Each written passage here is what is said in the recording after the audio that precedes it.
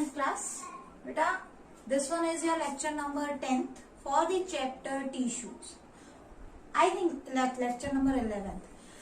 क्योंकि आपका जो लेक्चर नंबर 10th था वो नर्वस टिश्यू का था, ठीक है, जो मैंने कल एनटीएससी पार्ट से प्री रिकॉर्डेड फॉर्म में आपको भेजा था, ठीक है ना. आई होप आपको समझ में आ गया होगा. Still if you have any doubt तो कल की क्लास में हम उसको डिस्कस कर लेंगे. आज के लिए बेटा आई एम रियली सॉरी कि आपकी क्लास नहीं हो पाई, ठीक है. वो टाइम टेबल को लेके थोड़ी सी मिसअंडरस्टैंडिंग हो गई थी. कोई बात नहीं, ठीक है. जरूरत पड़ेगी तो आपको आपकी शाम को क्लास ले लेंगे हम, ठीक है. एंड फिर भी अगर आपको लगता है कि कोई टॉपिक में कोई प्रॉब्लम आ रही है तो आप व्हाट्सएप पे भी पूछ सकते हो, पर्सनल नंबर पे पूछ सकते हो, कॉल करके पूछ सकते हो, ठीक है ना. तो स्टार्ट करते हैं. Next and last, finally last type of tissue. देखो अभी तक आपने कौन कौन से टिश्यू पढ़े हैं. Epithelial, okay, muscular, okay, next nervous, and ultimately we are for connective tissue. Okay, now connective tissue is the most abundant tissue in your body. ठीक है, these are most abundant tissue in your body. Understand? कई बार आता है question आपकी competitive exams, which of the following is the most abundant tissue. अच्छा, किससे originate होता है, कौन सी मेम्ब्रेन से, रिकॉल करो. बताया था मीजोडर्म से, ठीक है. किससे होता है, मीजोडर्म से. एपिथेलियल किससे होता है, एक्टो, एंडो, मीजो, तीनों से. कनेक्टिव मस्कुलर किससे होता है, मीजोडर्म से. और आपका नर्वस टिश्यू किससे होता है, एपिथेलियल से, सॉरी एक्टोडर्म से. समझ में आ गया बेटा. ये याद रखना, कॉम्पिटिटिव एग्जाम में आता है, इवन जो आपके नीट एग्जाम वगैरह भी होते हैं उनमें भी आता है, ठीक है. नेक्स्ट देखो, कनेक्टिव टिश्यू के अंदर हम इसे कनेक्टिव क्यों बोल रहे हैं, क्योंकि सबसे पहले हमें इसका why it is named so. Okay, तो इसका आंसर क्या है, because of their special function of linking and supporting other tissue or organ of the body. हमारी बॉडी में कितने टाइप के टिश्यूज हैं, कितने टाइप के ऑर्गन्स हैं. अब उनको जोड़ के रखने का काम किसका है. बिखरते तो नहीं है अचानक से, अपने आप ऐसे बिखरते तो नहीं है. मान लो अगर मैं आपकी स्किन को भी रिमूव कर दूं तो भी आपके बॉडी पार्ट्स ऐसे बिखरेंगे नहीं. क्यों नहीं बिखरेंगे, क्योंकि वो किससे कनेक्टेड है, एक ऐसा टिश्यू है जो इनको जोड़ के रखे. मान लो these are certain type of your body organs, ठीक है. ये एक दूसरे के नजदीक है लेकिन इनके बीचों बीच इनको जोड़ने वाला एक टिश्यू है. That particular tissue is known as connective tissue, ठीक है. उसे क्या कहोगे आप, कनेक्टिव टिश्यू कहा जाएगा. अब देखो बेसिक तरीके से पढ़ो तो चीजें क्लियर होगी, ठीक है ना. कनेक्टिव टिश्यू के अंदर क्या होगा, आपका 3 कंपोनेंट्स मेन है. यानी कि कनेक्टिव टिश्यू बन किससे रहा है. जैसे नर्वस टिश्यू का स्ट्रक्चरल एंड फंक्शनल यूनिट क्या था, न्यूरॉन्स, है ना, न्यूरॉन्स से बन रहा था. सिमिलरली अब यहाँ पे कोई एक स्पेसिफिक टाइप का सेल नहीं है, ठीक है. टिश्यू है यानी कि ग्रुप ऑफ सेल्स है ऑब्वियसली, लेकिन इसको बनाने के लिए कुछ स्पेसिफिक कंपोनेंट्स होते हैं. कंपोनेंट्स कैसे, देखो मान लो ये मैंने एक ऐसे एक पोर्शन लिया जिसमें आपको कनेक्टिव टिश्यू में दिखा रही हूँ, ठीक है. और इस कनेक्टिव टिश्यू के अंदर देखो सबसे पहला कंपोनेंट क्या है आपका, फाइबर्स, ठीक है. सबसे पहला कंपोनेंट हमने क्या लिया, कुछ फाइबर्स होते हैं, थ्रेड लाइक स्ट्रक्चर्स होते हैं, ठीक है. प्रोटीन के बने हुए, स्ट्रक्चरल प्रोटीन के बने. मान लो कुछ ऐसे थ्रेड लाइक स्ट्रक्चर्स हैं, ठीक है. कुछ इस तरीके से थ्रेड लाइक स्ट्रक्चर्स ऐसे करके, ठीक है. तो ये क्या हो गए, फाइबर्स.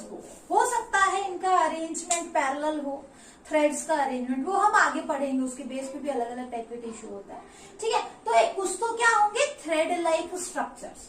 इन थ्रेड लाइक स्ट्रक्चर्स के अंदर आपको क्या मिलेगा, मैट्रिक्स. मैट्रिक्स मतलब क्या है, आपका कुछ पॉलीसेकेराइड है, बस यूं लगा लो कुछ केमिकल है, ठीक है ना. और वो केमिकल इस तरीके से यहाँ पे इसके चारों तरफ, मतलब कंप्लीटली पूरे एरिया को वो मैट्रिक्स ऐसे घेरे हुए. जैसे आप सेल के अंदर साइटोप्लाज्म देखते हो ना, तो इस टिश्यू में पॉलीसेकेराइड का क्या है, मैट्रिक्स है. हो सकता है कि ये मैट्रिक्स थोड़ा सा हार्ड हो, डेंस हो. समझ में आई बात. हार्ड भी हो सकता है, डेंस भी हो सकता है. जैसे हमारी बोन्स है, ठीक है, वहां ये मैट्रिक्स क्या है, सॉलिड है. लेकिन अगर हम बात करें बाकी कनेक्टिव टिश्यू की तो वहां ये लिक्विड की फॉर्म में है.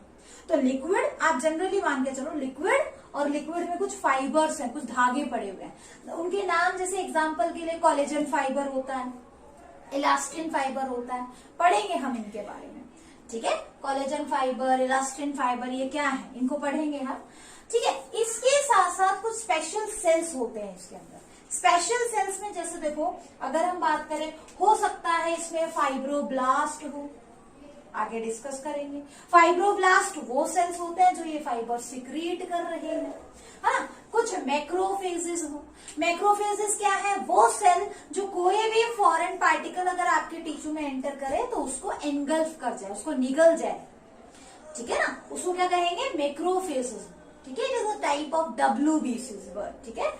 व्हाइट ब्लड सेल्स की टाइप है मैक्रोफेजेस, ठीक है। तो हो सकता है कुछ ऐसे मैक्रोफेजेस हो सकता है कुछ मास्ट सेल हो। मास्ट सेल स्पेशल टाइप के सेल्स होते हैं जो स्पेसिफिक टाइप का सिक्रीशन करते हैं, ठीक है, आगे हमारी इम्यूनिटी के लिए, ठीक है। इसको मैं आगे डिस्कस करूंगी कि मास्ट सेल क्या कर रहे हैं, क्या नहीं कर रहे हैं। फिलहाल के लिए बस ये देखो कि ये जो पूरा बना, ये कनेक्टिव टिश्यू बना। अब ये कैसे कैसे अरेंज्ड है, भाई फाइबर्स कैसे हैं, ठीक है। इसके अलावा कौन कौन से सेल्स इसमें मिल रहे हैं, किस टाइप से फाइबर्स की अरेंजमेंट है, मैट्रिक्स कैसा है, मैट्रिक्स की कंपोजिशन क्या है, इन सभी के बेस पे we have different types of tissue, ठीक है। हमारे पास अलग अलग टाइप के कनेक्टिव टिश्यू है, समझ में आया, ठीक है। तो different type of connective tissue कौन कौन से होते हैं, देखो वैसे तो हमने थोड़ा बहुत डिस्कस किया हुआ है,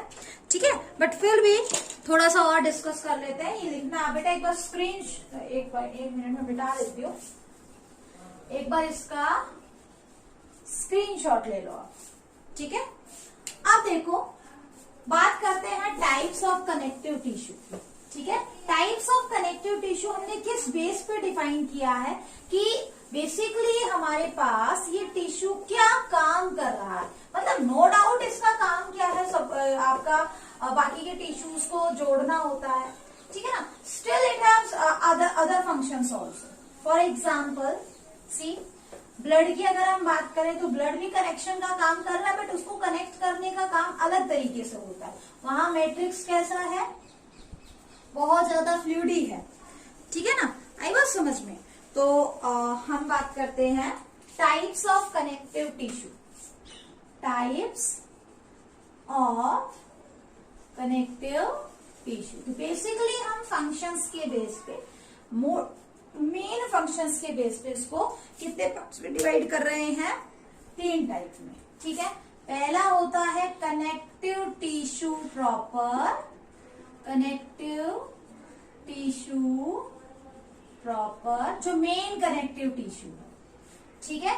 उसके बाद supportive connective tissue, supportive connective tissue, ठीक है, मतलब कि बेसिकली उसका काम बॉडी को सपोर्ट प्रोवाइड करना है, ठीक है। और थर्ड टाइप के होते हैं fluid connective tissue, fluid connective tissue.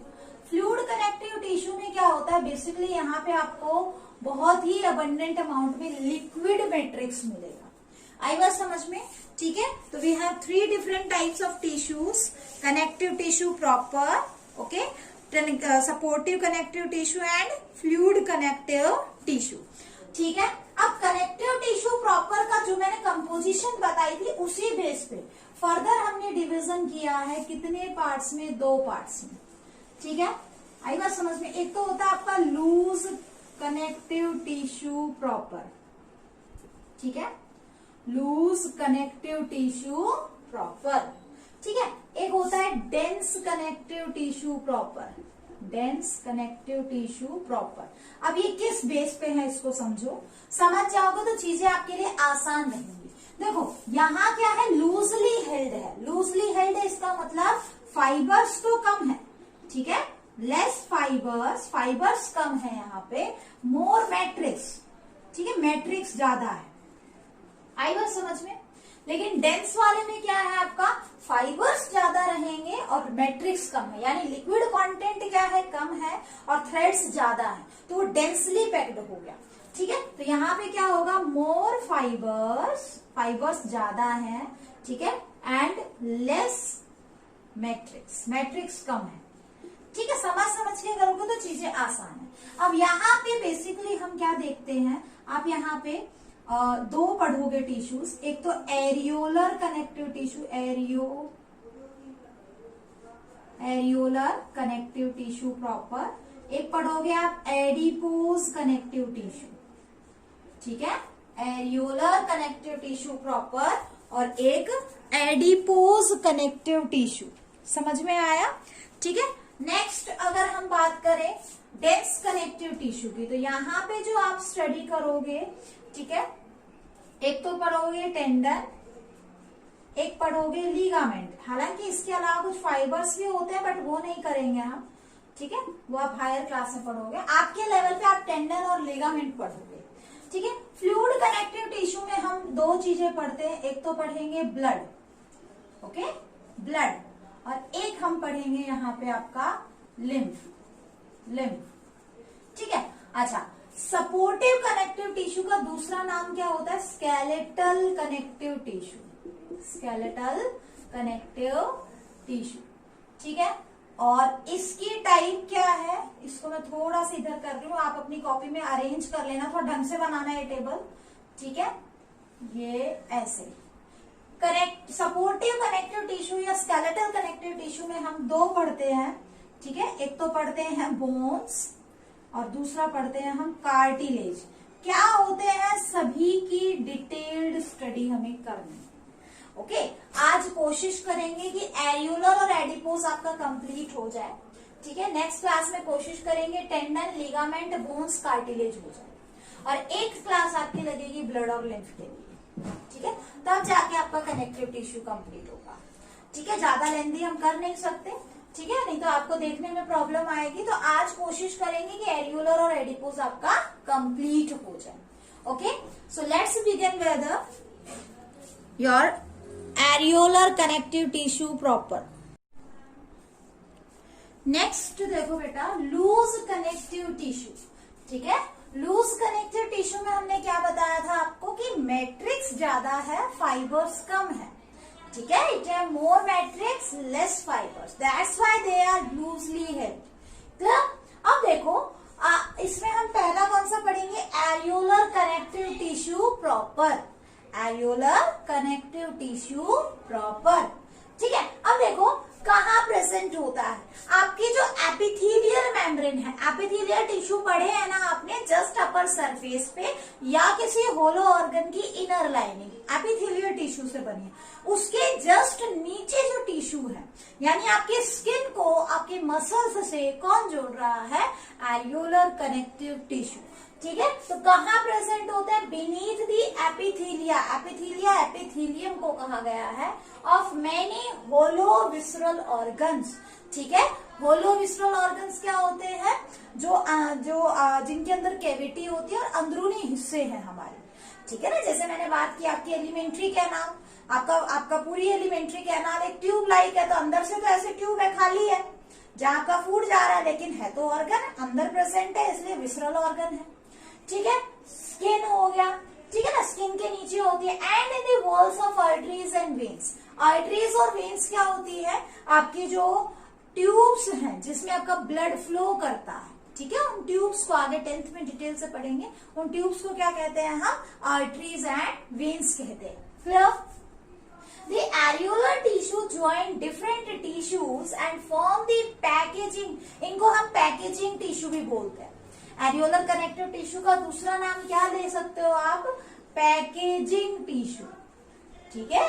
Packaging tissue क्यों बोलते हैं? क्योंकि ये क्या करते हैं? हमारे बॉडी पार्ट्स को उनकी नॉर्मल लोकेशन पे रखते हैं, उनकी नॉर्मल शेप मेंटेन करके रखते हैं। अगर एरियोलर कनेक्टिव टिश्यू नहीं होंगे तो आपके बॉडी पार्ट्स ऐसे सेपरेट हो जाएंगे, उनको जोड़ के रखने का काम, आपकी स्किन को आपके ऑर्गन्स से जोड़ के रखने का काम किसका होता है? एरियोलर कनेक्टिव टिश्यू का। तो they join different tissues and form the packaging between them, ठीक है। अलग अलग टिश्यू को जोड़ के रखते हैं और पैकेजिंग का काम कर रहे हैं, and help to keep the organs in place, organs को अपनी जो जगह है उनकी वहीं पे रखने का काम करते हैं। एंड इन नॉर्मल शेप में वो रहे, ये भी इसका भी क्या करते हैं? मेंटेनेंस करते हैं। बाय डायग्राम देखिए, जैसे आगे मैं इसको आपको रिटन फॉर्म में दिखाऊंगी, बट एक बार डायग्राम वाइज देख लेते हैं। तो देखो डायग्राम आपने जो अगर बेसिक आपका क्लियर है तो आप अच्छे से कर सकते हो, ठीक है ना। जैसे मैंने बताया था फाइबर्स होते हैं, फाइबर्स देखो कहाँ है, ढूंढो इसमें। एक तो ये लंबे लंबे ऐसे फाइबर्स है ब्लू कलर से जो आपको दिखा रखे हैं, इनको बोलते हैं कोलेजन फाइबर्स, या इन्हीं का दूसरा नाम होता है व्हाइट फाइबर्स, ठीक है।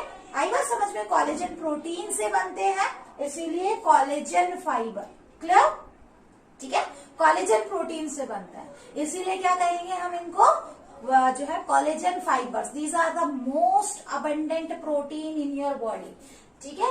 आप अगर लिखना, चलो मैं नेक्स्ट उसमें लिखवा दूंगी, मोस्ट अबंडेंट प्रोटीन आपकी बॉडी में कोई पूछे एनिमल बॉडी के अंदर तो कोलेजन प्रोटीन होता है, और कोलेजन प्रोटीन से इस टाइप के फाइबर्स बनते हैं। आगे हम सभी कनेक्टिव टिश्यू में देखेंगे एक्सेप्ट फॉर ब्लड, ब्लड को छोड़ के सभी कनेक्टिव टिश्यू में आपको कोलेजन फाइबर्स मिलेंगे, ठीक है। इसके अलावा येलो फाइबर्स होते हैं, ठीक है, जिनको हम इलास्टिन फाइबर्स बोलते हैं, ठीक है। यहाँ मैंने शो नहीं किया, थोड़े बहुत होते हैं, ना के बराबर। कुछ रेटिकुलर फाइबर्स होते हैं, ठीक है, जो कैसे है, देखो ध्यान रखना, कोलेजन फाइबर्स हमेशा ऐसे वेवी होता है, वेवी का मतलब ऐसे वेव लाइक, ठीक है, और बंडल्स में होता है, एक फाइबर, ये दूसरा फाइबर, ये तीसरा फाइबर, ऐसे करके वेव लाइक और बंडल्स में होगा क्या, कोलेजन फाइबर्स, ठीक है ना। लेकिन जो आपके येलो फाइबर्स और रेटिकुलर फाइबर्स है वो नेटवर्क बनाते हैं, वो कभी भी पैरेलली अरेंज नहीं रहेंगे।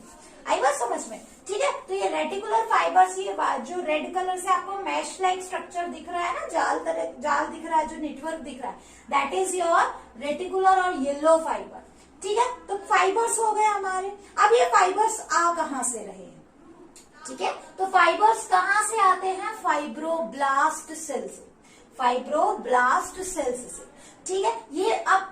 ये फाइब्रोब्लास्ट फाइबर्स को प्रोड्यूस करती है, और पूरे के अंदर जो लिक्विड है, जिस लिक्विड में ये सारी चीजें प्रेजेंट हैं, उस लिक्विड को हमने क्या नाम दिया था, मैट्रिक्स। तो मैट्रिक्स का प्रोडक्शन और आपके फाइबर्स का प्रोडक्शन कौन करता है, फाइब्रोब्लास्ट करती है, ठीक है। मैट्रिक्स और आपके जो फाइबर्स है इनका प्रोडक्शन कौन करेगा, फाइब्रोब्लास्ट करती है। इसके अलावा कुछ और सेल आपको देखने के लिए मिल रहे हैं, जैसे कि ये macrophage. Macrophage is a type of WBC, ठीक है, व्हाइट ब्लड सेल्स की एक टाइप है। आगे जब ब्लड करोगे तब समझाएंगे। काम क्या होता है इसका, कि आपके टिश्यू में कोई फॉरेन पार्टिकल चला जाए, जैसे आपका बैक्टीरिया या कोई भी पर्टिकुलर ऐसी चीज जो आपकी बॉडी को नुकसान पहुंचा सकती है, ये क्या करेगा, उसे किल करेगा, उसे इनगल्फ करेगा, उसे खा जाएगा, फेगोसाइटोसिस करेगा उसको, ठीक है, और हमें प्रोटेक्शन प्रोवाइड करता है। इसके अलावा भी आपको कुछ सेल्स और दिखाई दे रहे हैं, जैसे कि मास्ट सेल। इसको मस्त सेल मत पढ़ना, ठीक है, मस्त सेल नहीं है इसकी प्रोनाउंसिएशन, क्या है, मास्ट सेल है। क्या करता है, ये कुछ स्पेसिफिक केमिकल्स सिक्रीट करता है। आई बात समझ में, जैसे कि हेपेरिन। हेपेरिन क्या होता है, anti coagulating agent, natural anti coagulating agent है। मतलब आपका ब्लड आपकी बॉडी में कोगुलेट क्यों नहीं करता, आपका ब्लड जमता क्यों नहीं है आपकी बॉडी के अंदर, बॉडी से बाहर आते ही क्या हो जाता है, जम जाता है ना, खून जम जाता है बॉडी से बाहर आते ही। क्यों, क्योंकि जैसे ये बाहर आता है तो ऑक्सीजन के एक्सपोजर में आता है, ठीक है, और आगे चल के पढ़ेंगे कुछ स्पेसिफिक सेल्स होती है, प्लेटलेट्स, जो इसको जमा देती है, कोगुलेशन ऑफ ब्लड करवा देती है। लेकिन हमारी बॉडी के अंदर तो कभी नहीं जमता, मूव करता रहता। अगर बॉडी में ब्लड जम जाएगा तो आपकी बॉडी में ब्लड फ्लो कैसे करेगा, चीजें ट्रांसपोर्ट कैसे होंगी, ठीक है। तो वो किसकी वजह से, हिपेरिन नाम का एक सब्सटेंस होता है, ठीक है ना। आई बात समझ में। इसके अलावा हिस्टामिन। हिस्टामिन क्या है, एक आपका एंटी इन्फ्लामेटरी सब्सटेंस होता है। मतलब आपको कोई इन्फेक्शन हुआ, देखो जैसे मान लो आपको मच्छर काटता है, ठीक है, मच्छर काटता है तो उसके बाद आपको वहां पे इन्फ्लामेशन हो जाता है। जैसे कई लोगों को तो बहुत ज्यादा प्रॉब्लम होती है कि रेडिशनेस हो जाएगी, है ना, स्वेलिंग आ जाएगी, पेन होगा, तो ये इन्फ्लामेटरी सिम्टम्स हैं। ये क्यों आ रहे हैं, क्योंकि हमारी बॉडी में इस टाइप के कुछ केमिकल्स हैं जो आपकी बॉडी को संकेत दे रहे हैं, आपकी बॉडी को जो है स्टिमुलेट कर रहे हैं कि something is going wrong with this area, ठीक है, और उस पर्टिकुलर चीज से लड़ने की आपको क्षमता देते हैं, आपको उससे जो है उस पर्टिकुलर केमिकल को टॉलरेट करने की एबिलिटी देते हैं। That is anti inflammatory. Inflammation होता है तो उसको रोकते हैं, ठीक है, आगे करेंगे हम थोड़ा सा इसके बारे में। इसके अलावा अगर हम बात करें आपके हिस्टामिन की, ठीक है, तो जो एलर्जिक रिएक्शन होते हैं, जैसे बेटा आप लोगों ने देखा होगा कि जैसे कई लोगों को काफी चीजों से एलर्जी होती है, तो एलर्जी के टाइम पे होता क्या है, आपकी बॉडी कोई रिएक्शन शो करती है। जैसे हो सकता है कई लोगों को पॉलन से एलर्जी हो, पॉलन जैसे आपके जो फ्लावर्स के अंदर जो गिमिड्स होते हैं, ठीक है, जब उनका ट्रांसफर होता है तो बहुत ज्यादा क्या आती है, छींके आती है, ठीक है ना, आई बात समझ में, तो वो पॉलन से एलर्जी हो। कई लोगों को डस्ट से एलर्जी होती है, तो वो छोटे छोटे स्पॉट्स रैशेस से बन जाते हैं। तो ये सब रिएक्शंस कैसे हो रही हैं, ये सब रिएक्शंस आपकी बॉडी एक केमिकल सिक्रेट कर रही है, दैट इज हिस्टामिन, ठीक है। तो एलर्जिक रिएक्शंस किसकी वजह से आती हैं, आपकी हिस्टामिन की वजह से आती है। और इसको कौन सिक्रेट करता है, आपके मास्ट सेल सिक्रेट करते हैं, ठीक है। इसके अलावा एक और केमिकल सिक्रेट करती है सेरोटोनिन, ठीक है, क्या, सेरोटोनिन। ये बताएंगे आगे जब आप हायर क्लास में पढ़ोगे। ये वैसोडाइलेटर है, ठीक है, क्या है, सॉरी, वैसोकंस्ट्रिक्टर है।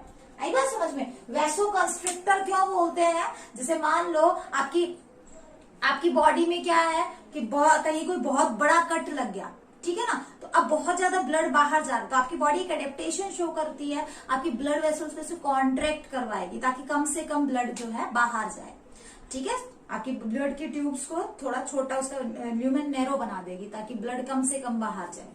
आई बात समझ में, तो ऐसे पर्टिकुलर केमिकल्स को हम सेरोटोनिन बोलते हैं, ठीक है, वैसोकंस्ट्रिक्टर है ये। कुछ वैसोडाइलेटर्स भी होते हैं, उनके बारे में आप हायर क्लास में पढ़ोगे, ठीक है। तो ये एक डायग्रामेटिक व्यू है, एक बार इसका रिटर्न व्यू ले लेते हैं, या फिर रिटर्न में आपको ना इसका रिटर्न जो लिखा हुआ है वो मैं आपको नोट्स में प्रोवाइड कर दूंगी, आप ये डायग्राम बना लेना, ठीक है, नोट्स में हम रिटर्न व्यू भी दे देंगे आपको, ठीक है। जो मैंने यहाँ समझाया है नोट्स में आपको वही मिलेगा। अब जो समझा दिया उसको वापस से लिख के दोबारा से समझाना, I think that's not a good thing, ठीक है। आपको नोट्स में लिखाया मिल जाएगा, एक बार पढ़ लोगे तो चीजें समझ में आएंगी, ठीक है ना, आई बात समझ में, ठीक है। नेक्स्ट अब पढ़ते हैं आपका एडिपोज टिश्यू, ठीक है, एडिपोज टिश्यू। तो नेक्स्ट देखो बेटा, adipose tissue, okay, adipose tissue. तो देखो adipose tissue is just like your areolar connective tissue, ठीक है, बिल्कुल उसी की तरह होता है, बस डिफरेंस किस चीज का होता है कि यहाँ पे आपको एडिपोसाइट्स एक्स्ट्रा अमाउंट में मिलती है। अब ये एडिपोसाइट्स क्या है, याद करो जब मैंने different shape and size of cell आपको पढ़ाया था सेल वाले चैप्टर में, वहां मैंने आपको समझाया भी था कि कुछ ऐसी इलिप्टिकल शेप की सेल्स होती हैं, ठीक है, ऐसी इलिप्टिकल शेप की सेल्स होती है जिसमें बड़ा सा एक फैट का मॉलिक्यूल होता है, ठीक है, ये फैट की ड्रॉपलेट होती है, और न्यूक्लियस इस फैट की ड्रॉपलेट की वजह से कहाँ पे आ जाता है, साइड में आ जाता है, ठीक है। तो इस टाइप की सेल को हम क्या कहते हैं, एडिपोसाइट, ठीक है। तो वही चीज देखो रिटर्न में दिया हुआ है यहाँ पे कि beside fibroblast, macrophages, collagen fibre, elastin fibre, मतलब कि the adipose tissue also contain fat cells and adipocytes, clear.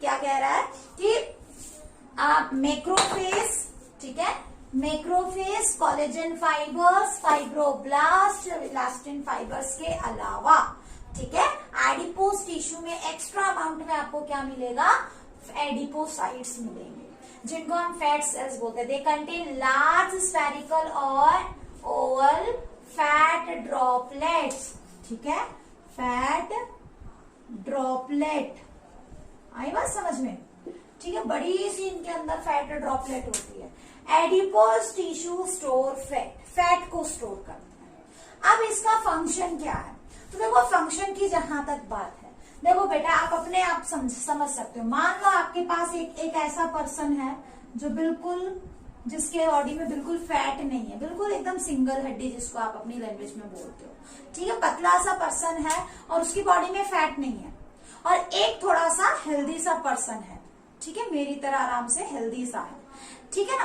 अब क्या है, आपने दोनों को धक्का दिया, दोनों गिर गए, ठीक है, गिरे तो दोनों को चोट भी लगी, लेकिन जो पतला है उसकी बॉडी जो है, जो शॉक आपने दिया है, शॉक यानी कि अचानक से जो गिरा दिया है, ठीक है, जो इंजरी अचानक से उसे दी है, उसकी बोन्स ज्यादा हर्ट होंगी क्योंकि बोन्स बहुत जल्दी कांटेक्ट में आएंगी।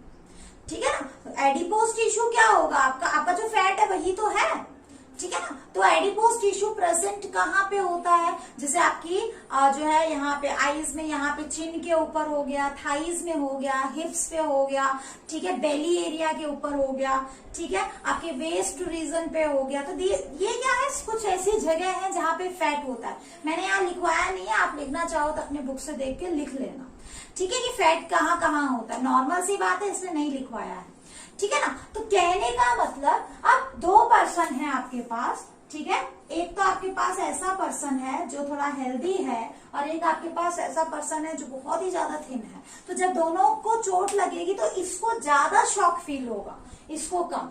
क्यों?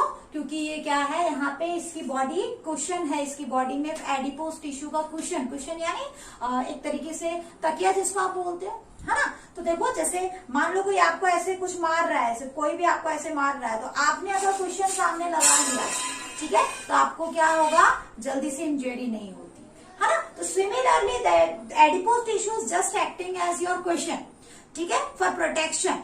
तो शॉक एब्जॉर्बर का काम करता है। जैसे तकिया आपने आगे लगाया, कुशन आपने आगे लगाया, तो जो भी आगे से सामने से अचानक से कोई प्रेशर या शॉक आ रहा है वो उसे एब्जॉर्ब कर लेगा और आप तक नहीं आने देगा, ठीक है। सिमिलरली एडिपोज टिश्यू आपकी बॉडी के बाहर से अचानक से जो इंजरीज हो रही है या कोई भी शॉक, एक्सटर्नल शॉक आपकी बॉडी को लग रहा है, उसे ये एब्जॉर्ब कर लेते हैं, आपके इंटरनल पार्ट्स तक नहीं जाने देते। आई बात समझ में। तो शॉक एब्जॉर्बर। दूसरा देखो, हीट जो है उसको रिटेन करने में भी हेल्प करता है, ठीक है। इंसुलेशन ऑफ बॉडी या बॉडी को वार्म रखने में भी एडिपोज टिश्यू का रोल होता है। कैसे देखो, अगर हम बात करें आपके जैसे सपोज करो ये पर्सन है, अब इसकी बॉडी में जो हीट डेवलप, जब ये काम करेगा तो ऑब्वियसली हीट डेवलप होगी। जैसे आप ऐसे सर्दियों में हैंड्स रब करते हो, ठीक है, तो हैंड्स रब करते हो तो ऑब्वियसली क्या होगा, आपका गर्मी आती है।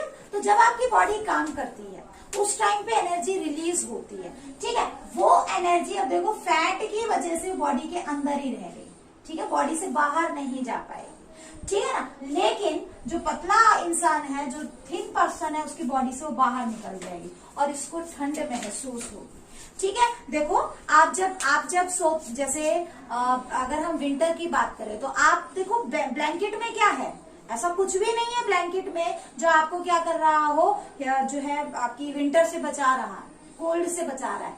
होता क्या है, आपने ऊपर से ब्लैंकेट डाल दिया, आपकी बॉडी में से हीट हमेशा निकलती रहती है, ठीक है, आपकी बॉडी हमेशा हीट जनरेट करती रहती है क्योंकि बॉडी हमेशा मेटाबॉलिक फंक्शन शो कर रही है, ठीक है ना। अब आपने अपनी बॉडी को ढक लिया ब्लैंकेट से, ऑब्वियसली वो हीट अगर वो अच्छा इंसुलेटर है आपकी ब्लैंकेट, तो वो उसी के अंदर रह जाती है और आपकी रजाई गर्म हो जाती है।